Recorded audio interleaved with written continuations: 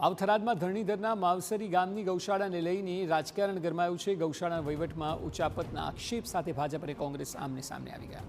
1 કરોડ 24 લાખના વહીવટ પર વિવાદ ઉગ્ર બન્યો છે। ગાયો માટે મળતી સરકારી સહાયના વહીવટ પર કોંગ્રેસે આક્ષેપ કર્યો। માવસરી ગામના સરપંચના પતિ અને ભાજપ પ્રમુખ પ્રકાશ વ્યાસ પર આરોપ લાગ્યો છે। ગાયોના નામે નાણાં વહીવટમાં ગડબડ થયાનો કોંગ્રેસનો દાવો છે। કિસાન કોંગ્રેસ ચેરમેન ઠાકરસિંહ રબારીના ગંભીર આરોપ।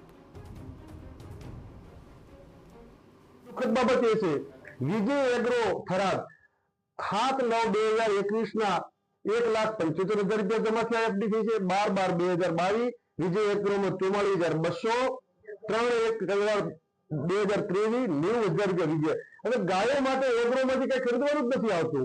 બીજી દુઃખદ બાબત 4/12/2023 અમરનાથ પેટ્રોલિયમ થરાદ 50,000 નું પેટ્રોલ ગૌશાળાના નામે લીધું।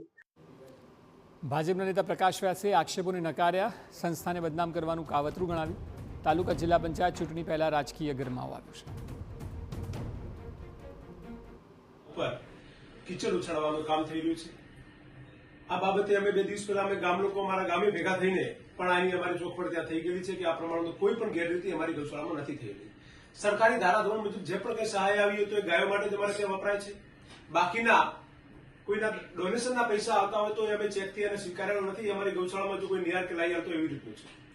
મેં સોશિયલ મીડિયાના માધ્યમથી એક વાત સાંભળી છે કે ભાઈ કે વિજય એગ્રોમાં સેના નામના પૈસા આપ્યા તો વિજય એગ્રો એ થરાદની દુકાન છે, ફોગડીના વસરામભાઈ પટેલ છે, ત્યાં જઈને પણ તમારે ચોકસાઈ કરી લેવી પડે કે તમારે ત્યાંથી જે પણ તમે નાણાકીય વ્યવહાર કર્યા એના બદલામાં તમે અમને શું આપ્યું છે। અમે પાપડી અને ખોળ ખરીદી છે અને પાપડીની દુકાન છે।